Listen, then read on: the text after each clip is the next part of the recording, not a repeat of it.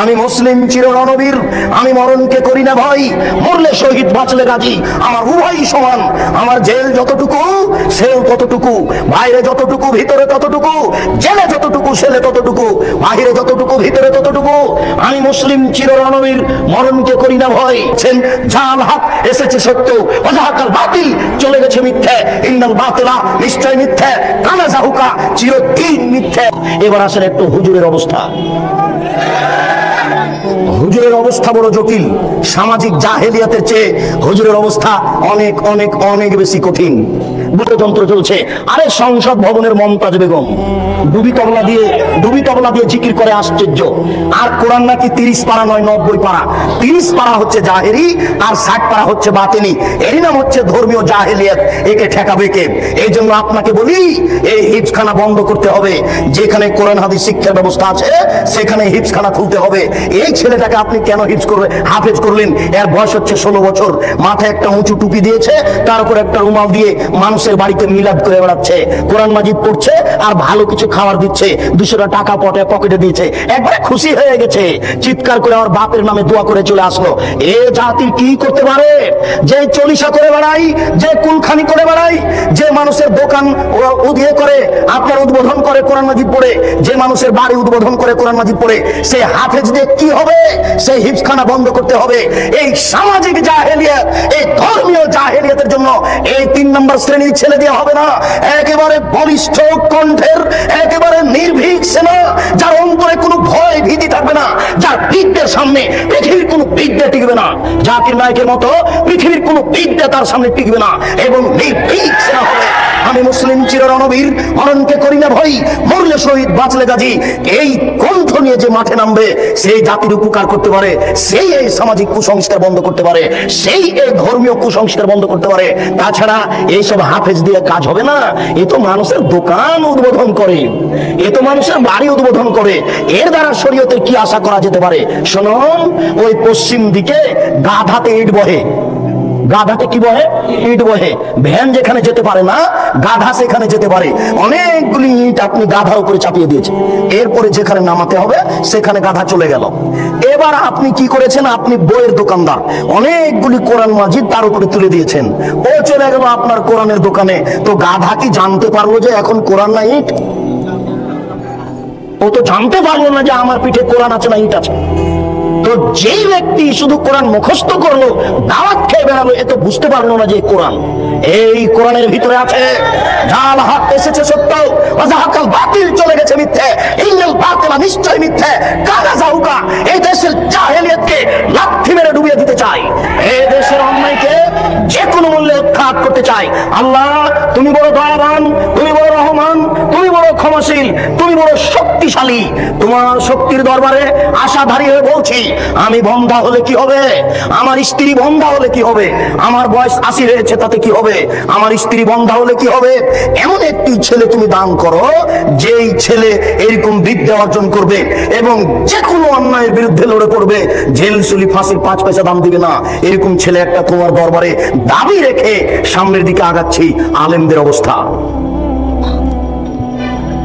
আনাস রাদিয়াল্লাহু তাআলা আনহু বলেন, রাসূল সাল্লাল্লাহু আলাইহি ওয়াসাল্লাম বললেন, রাআইতু লাইলাতান উসরিয়া বি, আমি এক রাতে একদা আমি নিজেকে দেখলাম জিবরাইল আমাকে উপর দিকে নিয়ে চলে যাচ্ছেন।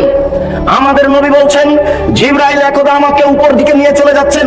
যেতে যেতে দেখি অনেক মানুষ, তুকরাজু শাফাহুম বিমাকারে জামিনান নার, যাদের ঠোঁট এবং জিহ্বাকে আগুনের কেচি দিয়ে কেটে দেওয়া হচ্ছে।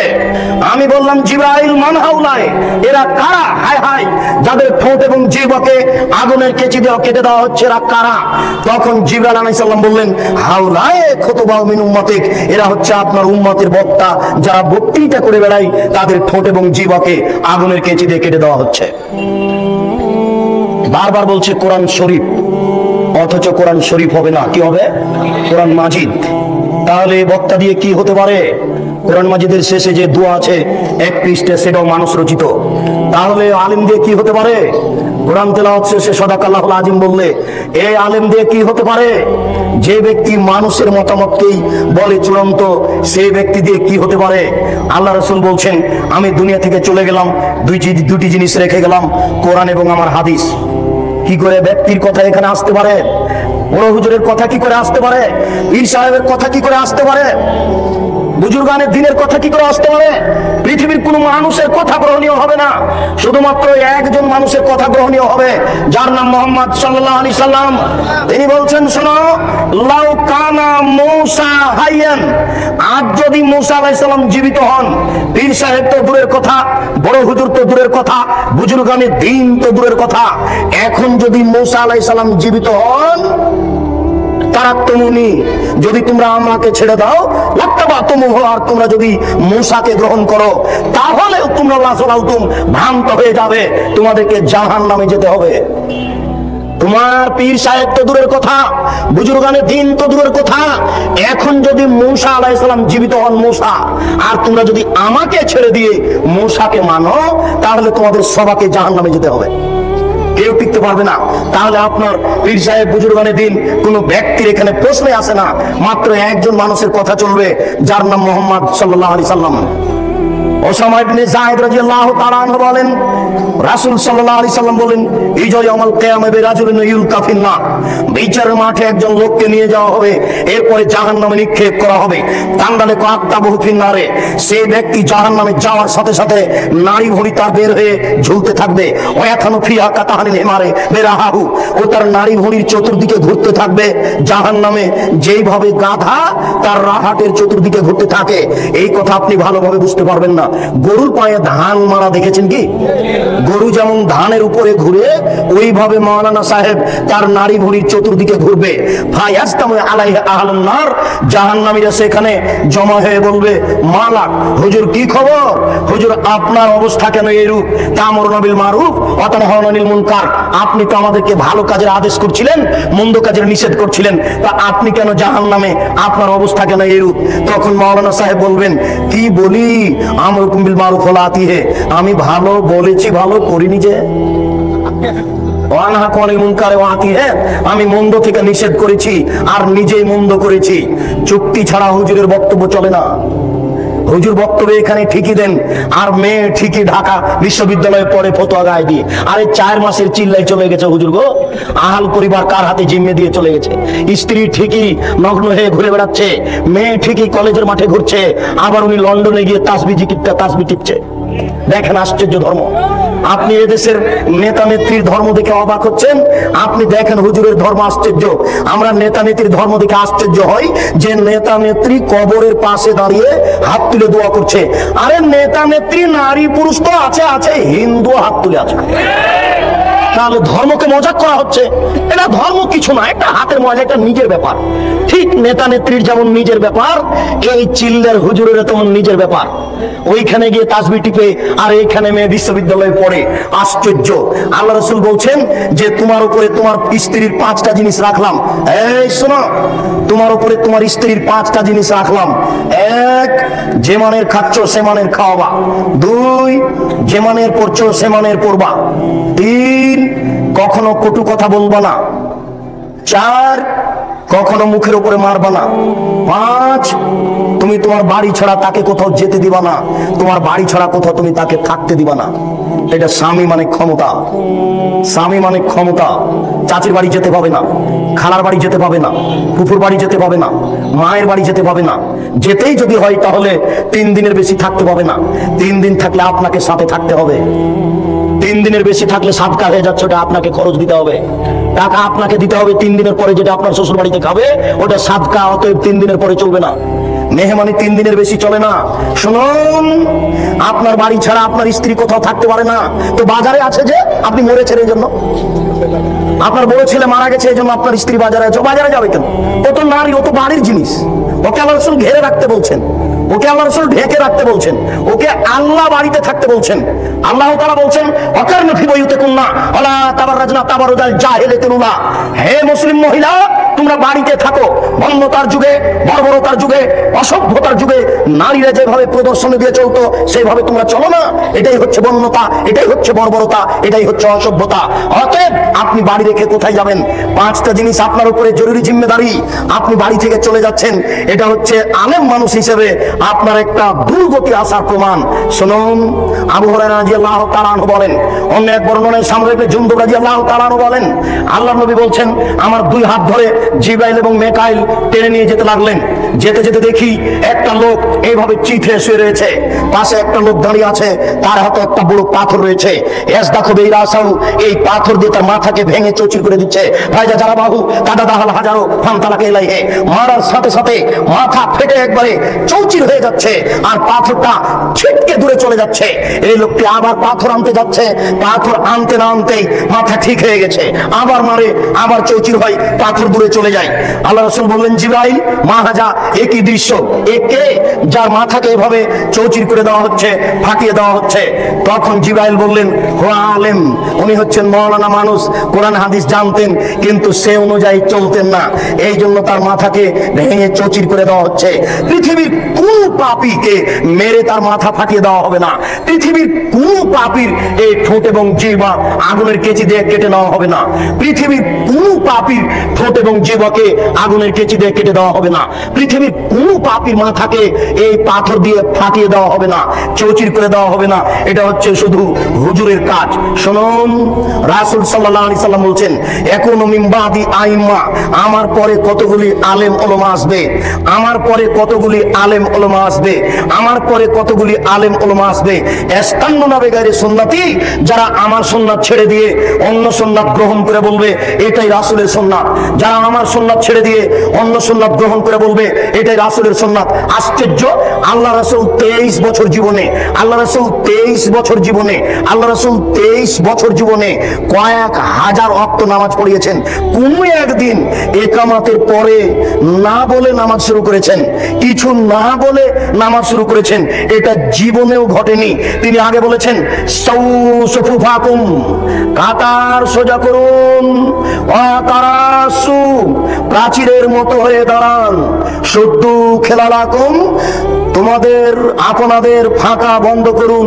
ওই যে আমি দেখতে পাচ্ছি, ওই যে দুইজনের ফাঁকা দিয়ে শয়তান ছাগলের বাচ্চার মতো প্রবেশ করছে, ওই যে আমি দেখতে পাচ্ছি দুইজনের ফাঁকা দিয়ে শয়তান ছাগলের বাচ্চার মতো প্রবেশ করছে। আপনারা দুইজনের ফাঁকা বন্ধ করুন, প্রাচীরের মতো হয়ে দাঁড়ান, কাতার সোজা করুন। মান সাদ্দা ফুরজাতান বানাল্লাহু লাহু বাইতান ফিল জান্নাহ, কেউ যদি দুইজনের ফাঁকা বন্ধ করে তাহলে আল্লাহ তার জন্য জান্নাতে ঘর বানাবেন, তাহলে আল্লাহ তার জন্য জান্নাতে ঘর বানাবেন। চলেন আপনাকে মাদারটেক বাজারে দুই একটা মসজিদে দেখাই, দুইজন দাঁড়িয়ে আছে, দুইজনের মাঝে আরো দুইজন ধরবে।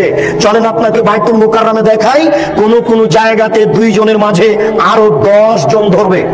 ওইদিকে ইমাম সাহেব এই ইমামের জায়গাতে আসতেই বলছে যে কাতার সোজা করুন, আল্লাহর মুখখানে বলিয়ে নেয় যে একামত দেন, এই কথা বলে না, ও বলছে যে কাতার সোজা করুন, অথচ তাকে বলতে হবে একামত দেন। এরপরে ওখানে যাবে, একামত চলতে থাকবে, মুসল্লিদের মুখে মুখে দাঁড়িয়ে থাকতে হবে, আর বলতে হবে কাতার সোজা করুন, প্রাচীরের মতো হয়ে দাঁড়ান, দুইজনের ফাঁকা বন্ধ করুন। এক পর্যায়ে পশ্চিমমুখী হয়ে আল্লাহু আকবার বলে নামাজ শুরু করতে হবে। কত বড় জাহিল, কত বড় অজ্ঞ, কত বড় জাহিল, কত বড় অজ্ঞ হুজুর! আরে জিন্দেগিতে একবারও বলে না, একবার বলে না। আজ থেকে আপনি পরীক্ষা করুন, এখন যে ফজরের নামাজে পরীক্ষা করুন, আশ্চর্য, অবাক হতে হয়। আল্লাহ রাসূল বলছেন, থামের ভিতরে দাঁড়াবা না, লাইনের যেন বিচ্ছিন্নতা না আসে, থামের ভিতরে দাঁড়াবেন না, পায়ের মাঝে দাঁড়াবেন না, যেন কাতারের ভিতরে বিচ্ছিন্নতা না আসে। কেউ যদি ওই পায়ের মাঝামাঝিতে দাঁড়িয়ে গেছে, তখন সাহাবীগণ তাকে ধাক্কা দিয়ে আগে এবং পিছে করে দিয়েছেন। ওরে হুজুর, কত বড় জাহেল! ওই কাতারের মাঝে এইভাবে রেখেছে জুতা স্যান্ডেলের বাক্স। দেখেন আপনি এই বাজারে, এই শহরে কত মসজিদ এইভাবে আছে। আল্লাহর নবী বলছেন, এক শ্রেণীর মাওলানা আলেম ওলামা বের হবে, যারা আমার সুন্নাত ছেড়ে দিয়ে অন্য সুন্নাত ধরে বলবে এটাই রাসূলের সুন্নাত। লাখো সুন্নাতকে তারা কবর দিচ্ছে, যেটা রাসূলের নয়, রাসূলের যেটা আছে সেটাকে কবর দিয়ে অন্য একটা বানিয়ে চলেছে। আশ্চর্য, আপনাকে একটু বলতে হয়, আশ্চর্য, আপনাকে একটু বলতে হয়। আমাদের নবী বৃহস্পতিবার এবং সোমবার রোজা থাকতেন। কেন জানেন? আমাদের নবী বৃহস্পতিবার এবং সোমবার রোজা থাকতেন এই জন্য যে সাপ্তাহিক রিপোর্ট পেশ করা হয় বৃহস্পতিবার আর সোমবার। আমাদের নবী মুহাম্মদ সাল্লাল্লাহু আলাইহি ওয়াসাল্লাম চাইতেন যে যখন আমার রিপোর্টটা পেশ করা হবে তখন আল্লাহ দেখুক যে আমি রোজা আছি। আমার রিপোর্টটা যখন পেশ করা হবে তখন আল্লাহ দেখুক যে আমি রোজা আছি, এটা তিনি চাইতেন। এই জন্য বৃহস্পতিবার সোমবার সিয়াম পালন করতেন। বুঝাতে পেরেছি কি? বাৎসরিক রিপোর্ট পেশ করা হয় শাবান মাসে, বাৎসরিক রিপোর্ট পেশ করা হয় শাবান মাসে। আমাদের নবী মুহাম্মদ সাল্লাল্লাহু আলাইহি ওয়াসাল্লামের জানা ছিল না যে শাবান মাসের কোন দিনে রিপোর্ট পেশ করা হয়। এই জন্য আয়েশা রাদিয়াল্লাহু তাআলা আনহা বলছেন যে ওই দিনটাকে ধরার জন্য আল্লাহ রাসূল পুরো শাবান সিয়াম পালন করতেন, তবে শাবানকে রমজানের সাথে লাগিয়ে দিতেন না। উম্মু সালামা রাদিয়াল্লাহু তাআলা আনহা বলেন আমাদের নবী মুহাম্মদ সাল্লাল্লাহু আলাইহি ওয়াসাল্লাম পুরো শাবান সিয়াম পালন করতেন, তবে শাবানকে রমজানের সাথে লাগিয়ে দিতেন না। কেন? তিনি ভাবতেন এই দিনটা আমাকে ধরতেই হবে। বাৎসরিক যখন রিপোর্ট পেশ করা হবে তখন আল্লাহ দেখুক যে আমি রোজা আছি। বাৎসরিক যখন রিপোর্ট পেশ করা হবে তখন আল্লাহ দেখুক যে আমি রোজা আছি, এটা দেখানোর জন্য তিনি শাবান মাসে বেশি বেশি রোজা রাখতেন। ভারত, বাংলাদেশ, পাকিস্তানের এই সব হুজুরেরা জাহেলের পরিচয় দিয়ে কিভাবে কিভাবে জেনে নিল সেদিন 15ই শাবান। ভারত, বাংলাদেশ, পাকিস্তানের হুজুরেরা কিভাবে কিভাবে জেনে নিল সেদিন হচ্ছে 15ই শাবান। তাই তারা কলকারখানা, অফিস, আদালত, কোর্ট কাচারি, শিক্ষা প্রতিষ্ঠান বন্ধ করে রাতে গোসল করে আতর গোলাপ মেখে দিনে রোজা থাকে। অসম্ভব হতে পারে না। আল্লাহ রাসূল বললেন আমার সুন্নাত ছেড়ে দিয়ে তারা অন্য সুন্নাতকে ধরে বলবে এটাই রাসূলের সুন্নাত। প্রায় পুরো শাবান সিয়াম পালন করা হচ্ছে রাসূলের সুন্নাত, আর একদিন সিয়াম পালন করা হচ্ছে ভারতের সুন্নাত, মানুষের সুন্নাত। 27শে রজব কোরআন মাজিদ নাজিল হয়েছে, আল্লাহ রাসূল গেছিলেন মেরাজে। এই কথার ভিত্তিতে মেরাজের দিন রোজা রাখতে হবে, এটা মিথ্যে। কোরআন মাজিদের আয়াত পেশ করা হচ্ছে মিলাদের জন্য 4টে। আল্লাহ মিলাদ করেছেন, নবী মিলাদ করেছেন, সাহাবীগণ মিলাদ করেছেন। কত বড় ডাহা মিথ্যে কথা সাহাবীদের উপরে। এগুলো সব বাতেনি কোরআন, এগুলো হচ্ছে বাতেনি বানাওয়ার কথা। অসম্ভব হতে পারে না। শুনুন, 27শে রজব রোজা হতে পারে না, 15ই শাবান রোজা হতে পারে না। এইগুলি হচ্ছে রাসূলের সুন্নাতকে ছেড়ে দিয়ে অন্য সুন্নাত গ্রহণ করা, রাসূলের আদর্শকে ছেড়ে দিয়ে অন্য আদর্শ গ্রহণ করা। তাই রাসূল সাল্লাল্লাহু আলাইহি সাল্লাম বলছেন ফীহিম রিজালুন, এই আলেমদের মধ্যে কতগুলি আলেম হবে কুলুবুহুম কুলুবুশ শায়াতিন শায়াতিন ফি জুসমান ইনসিন, এদের অন্তর হবে শয়তানের অন্তর, এদের দেখতে লাগবে মানুষ। এদের অন্তর হবে শয়তানের অন্তর, এদের দেখতে লাগবে মানুষ। এদের অন্তর হবে শয়তানের অন্তর, এদের দেখতে লাগবে মানুষ। আল্লাহর রাসূল এক শ্রেণীর আলেমকে শয়তান বললেন। আল্লাহ রাসূল এক শ্রেণীর আলেমের জিহ্বা কেটে নেওয়া হবে এই কথা বললেন। এক শ্রেণীর আলেমকে জাহান্নামে নিক্ষেপ করা হবে, তার নারী ভুঁড়ি বের হয়ে ঝুলতে থাকবে এই কথা বললেন। এক শ্রেণীর আলেমকে একবারে চিৎ করে ফেলে দিয়ে মাথা ফাটিয়ে চৌচির করে দেওয়া হবে এই কথা আল্লাহ রাসূল বললেন। প্রায় হাদিসগুলি বুখারী মুসলিমের। আপনাকে আমি এই অংশে দেখালাম সামাজিক জাহেলিয়াত আর আলেমদের জাহেলিয়াত। অতএব সামাজিক জাহেলিয়াত ঠেকানো যেমন জরুরি, আলেমদের জাহেলিয়াত তেমন ঠেকানো জরুরি। এই সব জাহেলিয়াত ঠেকাবে। হুজুর, আপনি টুঙ্গির মাঠে লক্ষ লক্ষ জনগণকে নিয়ে হাত তুলে দোয়া করছেন। আপনার কথা তো খুব ভালো লাগে যখন আপনি বলেন সুবহানাল্লাহ বললে এত নেকি হয়, আলহামদুলিল্লাহ বললে এত নেকি হয়, আল্লাহু আকবার বললে এত নেকি হয়, সুন্দর করে ওযু করে 2 রাকাত নামাজ পড়লে অতীতের সব পাপ ক্ষমা হয়ে যায়। আপনার ভালো কাজের আদেশ তো খুব মিঠে লাগলো। আপনি যখন হাত তুলে দোয়া করছেন তখন এই দেশের নেতা নেত্রী সামনে আছেন, এই দেশের লাখো লাখো জনগণ সামনে আছে। আপনি হাত তুলে দোয়া করার পূর্বে বলবেন শুনুন দেশবাসী, দেশের নেতা নেত্রী শুনুন, মহান আল্লাহ যেখানে ভালো কাজের আদেশ করতে বলেছেন সেখানে মন্দ কাজের নিষেধের কথা বলেছেন। অতএব আমি টুঙ্গির মাঠে মন্দ কাজের নিষেধ করতে বলতে চাচ্ছি। আলী রাদিয়াল্লাহু তাআলা আনহু বলেন রাসূল সাল্লাল্লাহু আলাইহি সাল্লাম বলেন আলী লা তাদুতিম সালান ইল্লা তামাস্তাহু, আলী তুমি ছাড়বে না কোনো ছবি মূর্তি, সবকে ভেঙে খান খান করে দাও। ওয়ালা কাবরান মুশরিফান ইলা সাইতাহু, ছাড়বে না তুমি উঁচু কবর, সবকে ভেঙে সমান করে দাও। অতএব আমি হাত তুলে দোয়া করার পূর্বে মন্দ কাজের নিষেধ করতে বলতে চাচ্ছি 24 ঘন্টার মধ্যে বাংলাদেশে যত উঁচু কবর রয়েছে, শাহজালাল সিলেটি, শাহপরান, গোলাপ শাহের মাজার আর আপনার শাহ নিয়ামতুল্লাহর কবর আর যত উঁচু কবর আছে সবকে ভেঙে দিতে হবে। এই দেশে যত ছবি মূর্তি আছে 24 ঘন্টার মধ্যে সবকে ভেঙে দিতে হবে। মন্দ কাজের নিষেধ। শুনুন দেশবাসী, দেশের নেতা নেত্রী, আমি হাত তুলে দোয়া করার পূর্বে মন্দ কাজের নিষেধ করতে বলতে চাই। টাঙ্গাইলের পতিতালয় বন্ধ করতে হবে, ফরিদপুরের পতিতালয় বন্ধ করতে হবে। বাংলাদেশের মাটিতে 24 ঘন্টার মধ্যে যত পতিতালয় রয়েছে সব বন্ধ করতে হবে। আমি মন্দ কাজের নিষেধ করতে বলতে চাচ্ছি, বাংলাদেশে যত ব্যাংকিং ব্যবস্থা রয়েছে 24 ঘন্টার মধ্যেই সুদী ব্যাংকিং ব্যবস্থা বন্ধ করতে হবে। হুজুর, মন্দ কাজের নিষেধ পান না খুঁজে, ভালো কাজের আদেশ তো সহজেই করা যায়। সুবহানাল্লাহ বললে এত নেকি হয়, আলহামদুলিল্লাহ বললে এত নেকি হয়, আল্লাহু আকবার বললে এত নেকি হয়, সুন্দর করে ওযু করে 2 রাকাত নামাজ পড়লে অতীতের পাপ ক্ষমা হয়ে যায়। ভালো কাজের আদেশ করা সহজ, মন্দ কাজের আদেশ করা সহজ নয়, মন্দ কাজের নিষেধ করা সহজ নয়। এই জন্য লোকমান হাকিম তার ছেলেকে বলছেন, আব্বু ওয়া'মুর বিল মারুফ ওয়া নাহি আনিল মুনকার, বেটা ভালো কাজের আদেশ করো, মন্দ কাজের নিষেধ করো। বেটা মন্দ কাজের নিষেধ করলে জেল সুলি ফাঁসি হবে, ওই সময়তে ধৈর্য ধারণ করিও। মন্দ কাজের নিষেধ করলে জেল সুলি ফাঁসি হবে, মন্দ কাজের নিষেধ করলে ধৈর্য ধারণ করিও। ইমাম আবু হানিফার ইতিহাস পড়ে শেষ করলেন, ইমাম আহমদ ইবনে হাম্বলের রাহিমাহুল্লাহর ইতিহাস পড়ে শেষ করলেন, কিন্তু তার চরিত্র, তার দাম্ভিকতা, সাহসতা নিজের ভিতরে নিয়ে আসার চেষ্টা করলেন না। শুনুন দেশবাসী, একটা কথা মনে রাখবেন, মহান আল্লাহ বলেন, ইয়া আইয়ুহাল্লাযীনা আমানু আতিউল্লাহ ওয়া আতিউর রাসূল ওয়া লা তুবতিলু আমালাকুম, হে পৃথিবীর বিশ্বাসীগণ, তোমরা আল্লাহকে মান্য করো, রাসূলের আনুগত্য করো, তোমাদের আমল বাতিল করো না। শুনুন উপস্থিত বৈঠকের দিনী মুসলিম ভাই বোন, আল্লাহ তাআলা 1 নম্বর আয়াতে বলেছেন, আল্লাহকে মান্য করুন, রাসূলের আনুগত্য করুন, তোমাদের আমল বাতিল করো না। আল্লাহ তাআলা বলেন, আল্লাহকে মান্য করা মানে শিরক করা যাবে না, রাসূলের আনুগত্য মানে কোনো বেদাত কাজ করা যাবে না। মানুষ যদি আল্লাহকে মান্য না করে শিরক করে, মানুষ যদি রাসূলের আনুগত্য না করে বিদআত করে, তাহলে তার আমল বাতিল হবে। শিরক করলে অতীতের নীতি নষ্ট হয়ে যায়, আল্লাহকে অপমান করা হয়, আল্লাহকে হেয় তুচ্ছ করা হয়। শিরক করলে অতীতের নীতি নষ্ট হয়ে যায়, আল্লাহকে অপমান করা হয়, আল্লাহকে হেয় তুচ্ছ করা হয়। বিদআত করলে ইবাদত কবুল হয় না, রাসূলকে অপমান করা হয়, রাসূলকে হেয় তুচ্ছ করা হয়। সম্মানিত দিনী ভাই, শহরের ব্যাপার আমি যে বিষয়ে আলোচনা করতে চাচ্ছিলাম সেই বিষয়ে অন্যদিন আলোচনা হবে। প্রথম যে 2টি বিষয় আপনার সামনে মোটামুটি ভাবে পেশ করলাম, এই বিষয়গুলি আমরা সময় সাপেক্ষে আরো বিস্তারিত পেশ করেছি।